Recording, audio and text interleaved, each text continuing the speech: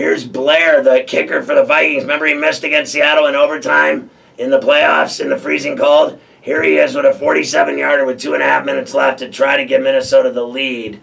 47-yarder, 2:25 and counting. Blair is in. The Blair Witch Project. Can he make a field goal? Or is he still mentally deranged after missing the short chippy in the playoffs? Let's see if he's thinking about it. Here he is. He missed it again. He will never, ever be the same again. That guy, Blair, his career's over. I mean, have you ever seen anything like it?